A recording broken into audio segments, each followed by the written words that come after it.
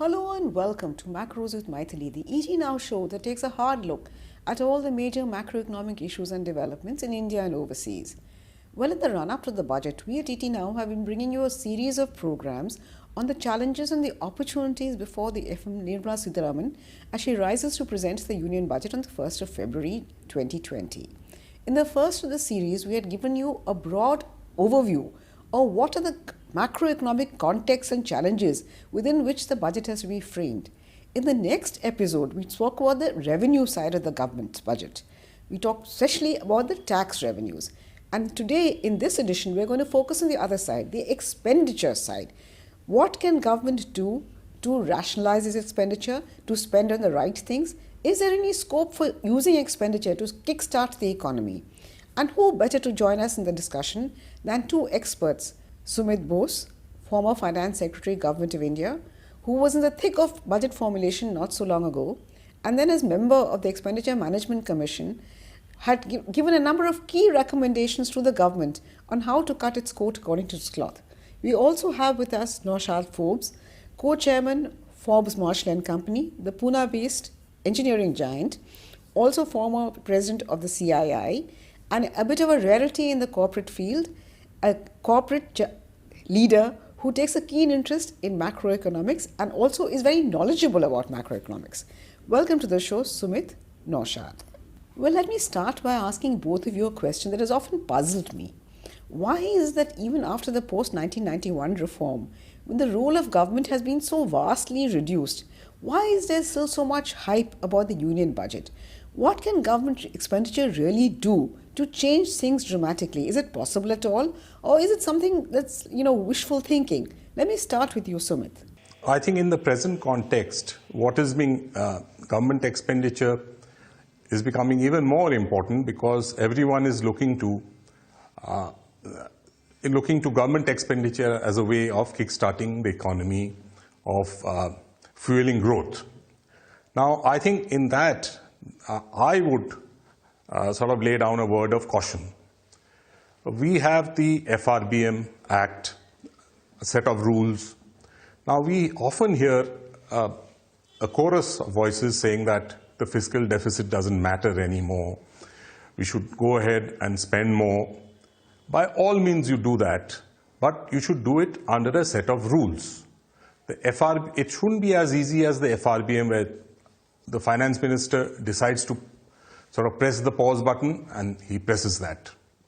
That it shouldn't happen so easily. There must be a set of rules under which if you are going to go ahead and spend more than what the FRBM glide path warrants, then you must also have a way of getting back to that path.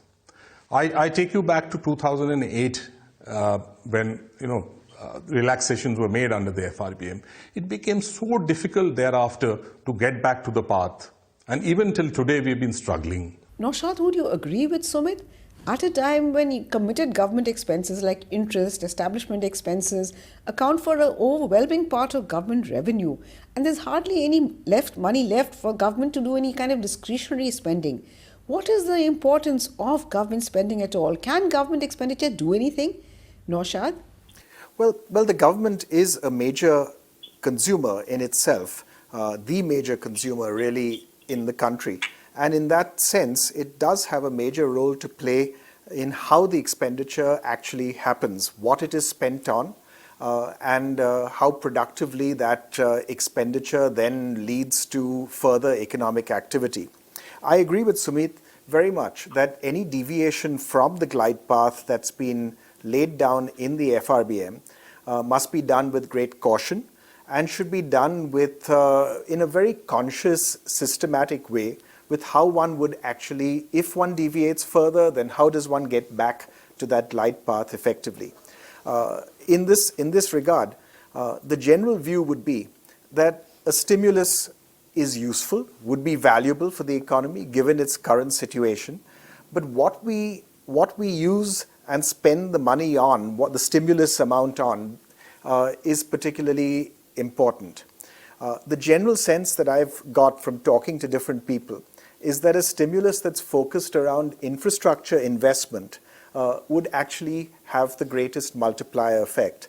So not tax cuts. I mean, I'm going to be not popular with both my fellow industrialists and my fellow income taxpayers, but not tax cuts at this point in time. Not GST tax cuts either as a way of boosting consumption, but instead using any incremental government resources to invest more in infrastructure as a way of actually stimulating the greatest amount of demand for the quantum of investment that takes place. I'm entirely with you, Naushad, on the lack of wisdom, really, in giving any further tax cuts. We've already had a very extravagant or generous tax cut on the corporate tax side, and we can ill afford to give a similar one on the personal income tax side, simply because the government just doesn't have enough revenue. But having said that, Sumit, let me ask you that given the fact that government expenditure is there's so little scope really for government expenditure to do much, why is it that the government is telling the ministries to cut back on their expenditure in the last quarter and spend only 25% of the budgeted estimate, as against the 33% that was earlier committed, especially at a time when government expenditure seems to be the only engine driving the Indian economy? Does it make sense to cut back on expenditure, or is it more sensible to continue the expenditure even if it means breaching the fiscal deficit target, because that's the only way to keep the economy running? See, it has to be a balanced action. It can't be one way or the other. See, at this stage, because we have revenues coming down, the tax collections have not been that good. We have growth coming down. So in a way, your denominator is going down. In that sense, you're anyway likely to breach the fiscal deficit target. In that case, the government has no choice but to try and control expenditure. Especially since we are now in the last quarter, there's very little leeway. Now with the new budget, you have full 12 months. You know where you can make some cuts, you can put additional money. Let me take rural development, for example. That's a big ministry. 1,17,000 crores was the provision this year. Now, what I was told that no additional funds were given to rural development over and above that, but they were told to make adjustments so that programs like Manrega, the employment program, was fully funded and workers got their wages. But as a result, some amount of cuts were affected on, say, the Pradhan Mantri Rural Roads program. Now, that's a very key infrastructure program. So I hope in the next fiscal, the budget would cater to both. It can't be that you provide, say, only 10,000 crores for rural roads, and whereas it can actually do much, much more. And it has a multiply effect in the villages. Naushad, Sumit seems to think that it's perfectly okay to ask the ministries to cut back on their expenditure because the government really has very little alternative. But is this also driven partly by our fetish about the fiscal deficit target? We're so desperate to stick to that magical number, quote unquote, of 3.3 or 3.4, whatever number the government decides, that we are willing to adopt all kinds of means to somehow get your fiscal deficit under that target, regardless of what it means for the economy. Naushad? Well, I think having a fetish with the fiscal deficit is necessary as long as we follow cash-based accounting with the relative degree of, I'm not sure Sumit would agree with my term, but with the relative degree of flexibility that we use in the country. And I think, because we follow cash-based accounting, we do not distinguish between spending on capex and spending on opex. A cut in the actual funding that goes on, the spending that goes on, is a cut that's required.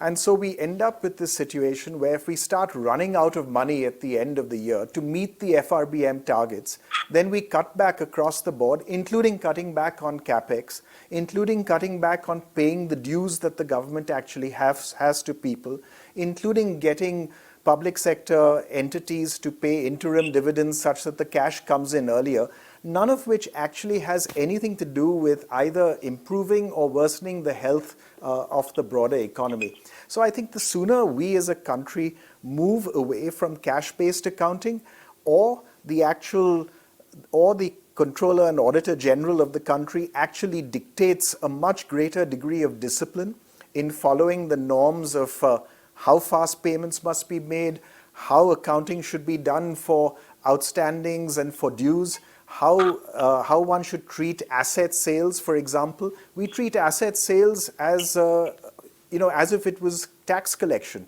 As far as the budget's concerned, it gets treated in exactly the same. My understanding is in exactly the same way, and I think that we need to move to a more balanced and the way we need. The government has been very insistent that all Indian companies follow the Indian accounting standard. It's time that the government itself follow the Indian accounting standard, which it today doesn't do. Sumit, Naushad raised a very key issue of the need to shift from the present cash-based system of accounting, where government's expenses and receipts, incomes are taken only when cash is received and paid out, to shift instead to an accrual-based system of accounting, which is what all companies follow, where the moment the expenditure is incurred, it is already taken into account. So I think this was one of the recommendations made by your Expenditure Management Commission. So why has this not been done as yet, Sumit? I don't think we actually recommended that, but this has been work in progress for the last 10 or maybe even 15 years. And there has been very little progress. There are complications in accrual accounting for the government, no doubt. But it's been implemented, as you know, for the local bodies. The municipalities are now doing accrual accounting. So one might argue that it should be possible for the government to do it. But even without going into that, I think even with cash-based accounting, it is possible to be a little more transparent and a little more sort of fair and open about accounting. And I think I would like to see in this budget a change in the direction. It may not be possible at one go to correct all that has gone on, FCI, for example, or the food subsidy bill, the rollovers there, and FCI taking over the responsibility of the government there, or borrowing from the small savings fund. Now, all that corrections may not happen in 1 year, but as long as the direction changes, this budget is more transparent, where it actually does some off-budget borrowings, they show it openly in the accounts, they mention it. I'm okay with that, as long as the direction changes, and we can hope that progressively things will improve. Well, the verdict from Sumit really is that as long as there is transparency, that is what is more important. The importance of shifting to from the cash-based system to accrual-based system will take time, but what is important really is transparency. That's the verdict coming in from Sumit. But I'm afraid it's time for us to slip into a very short break. Please do stay with us. We'll be back very soon.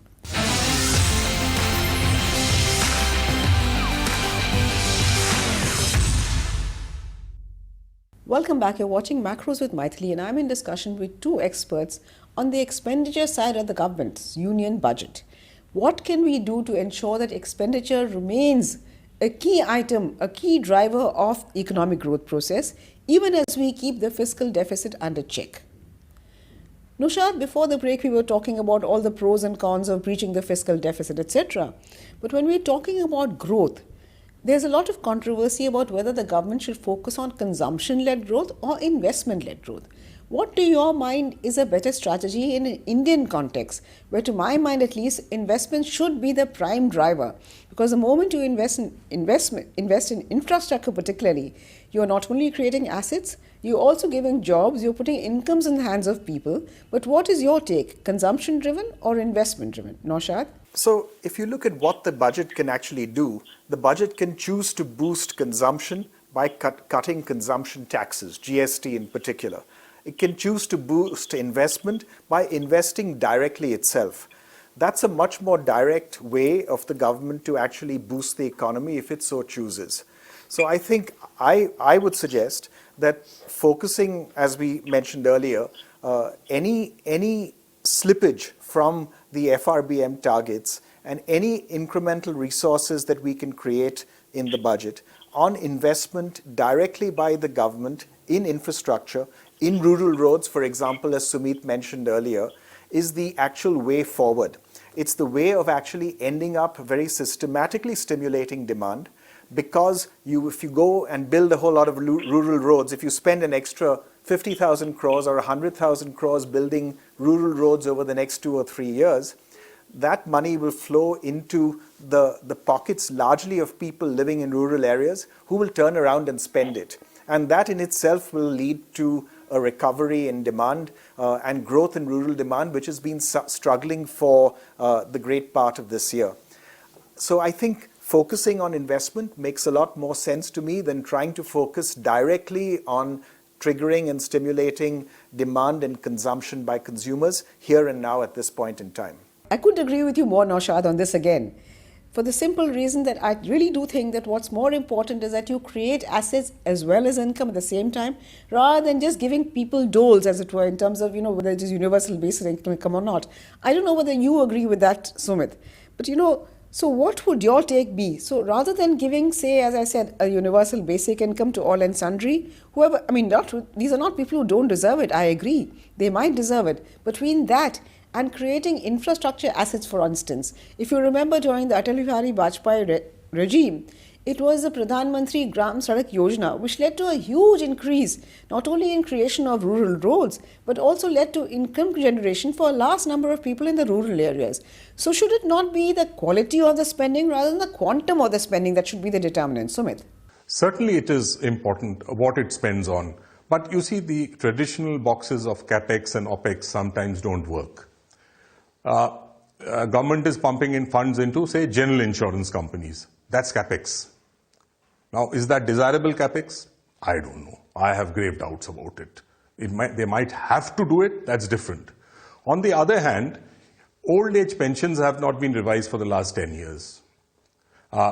That's a combination, old age, pensions to disabled, widows. That's not been changed by the government of India, at least for the last 10 years or so.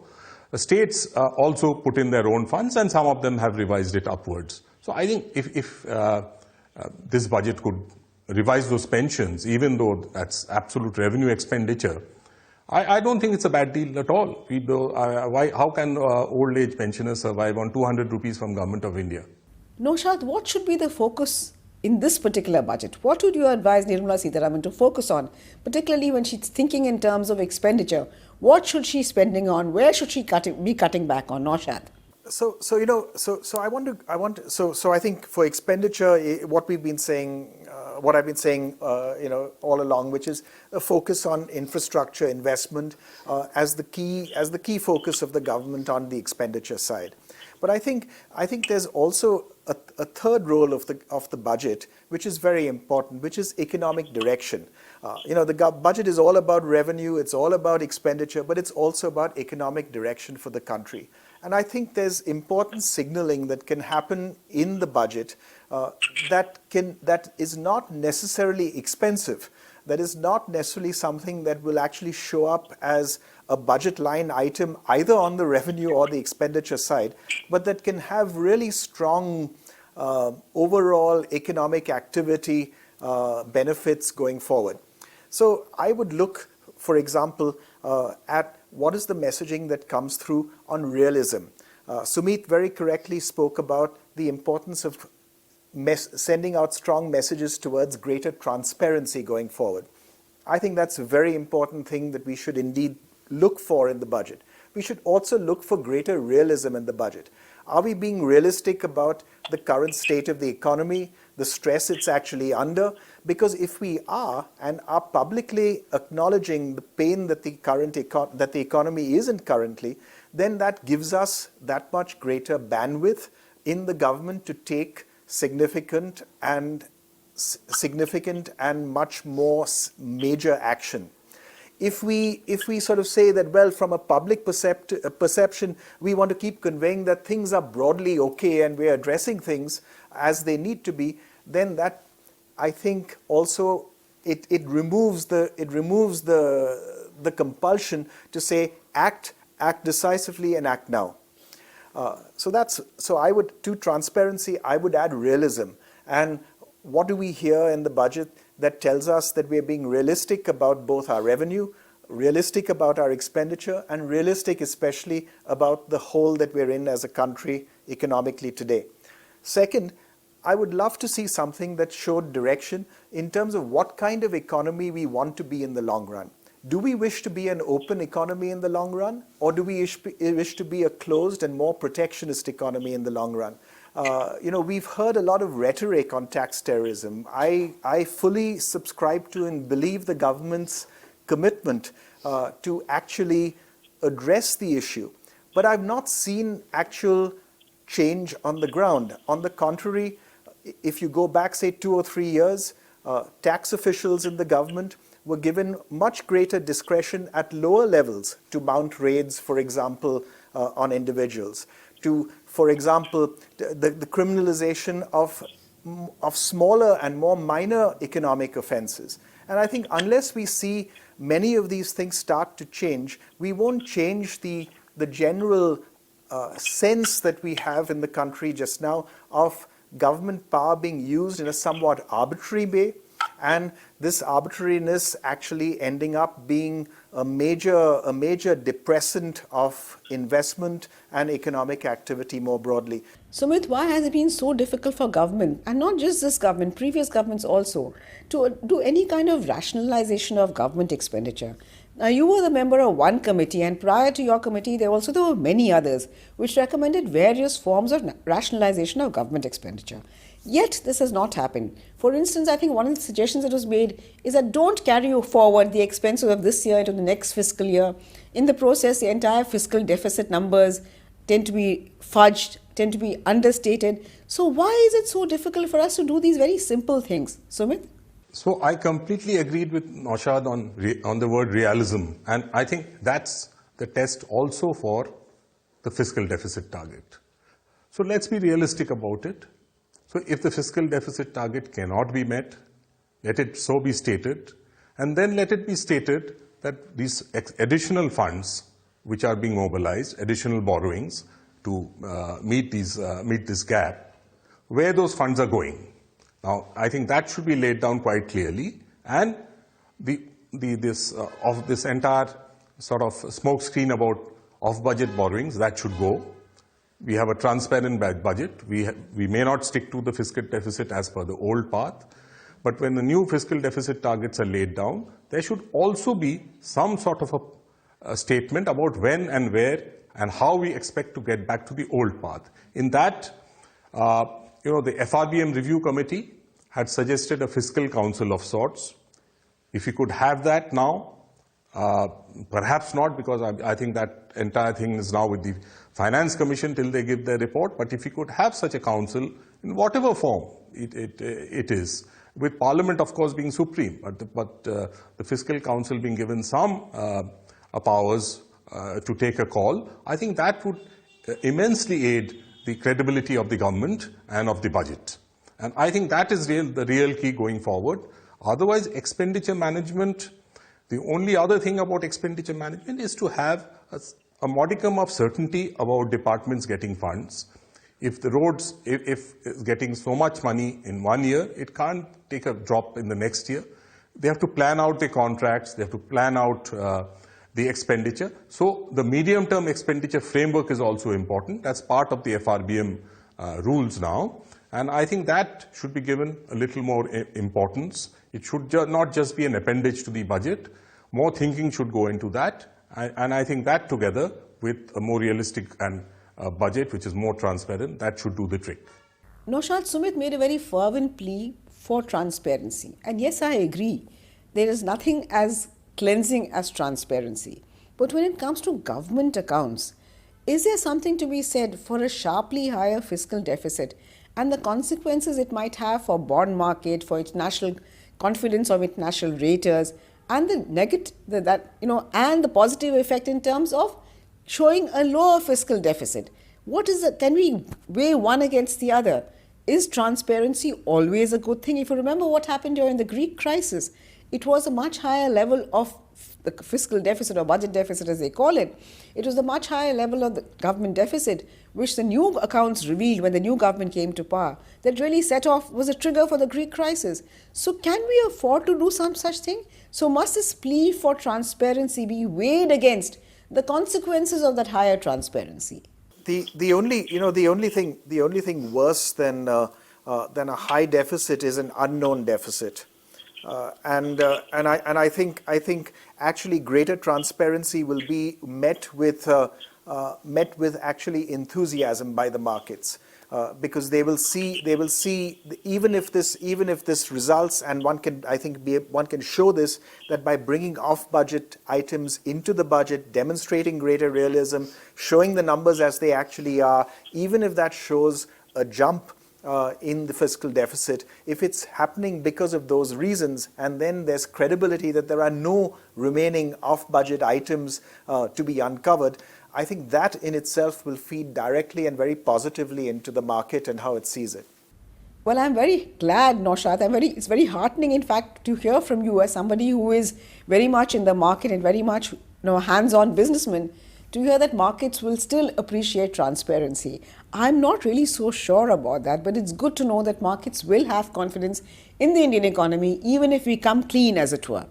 And I thank you very much, both Sumit and Naushad, for coming across and giving us some very valuable suggestions. I do hope Nirmala Sitharaman hears your suggestions out clearly and completely and tries to implement at least some of them in the forthcoming budget. Thank you very much once again for joining us in the discussion. Thank you also for watching. Remember, we'll be back next week with yet another edition of Macros with Mythili. Till then, it's thank you and goodbye from all of us at ET Now.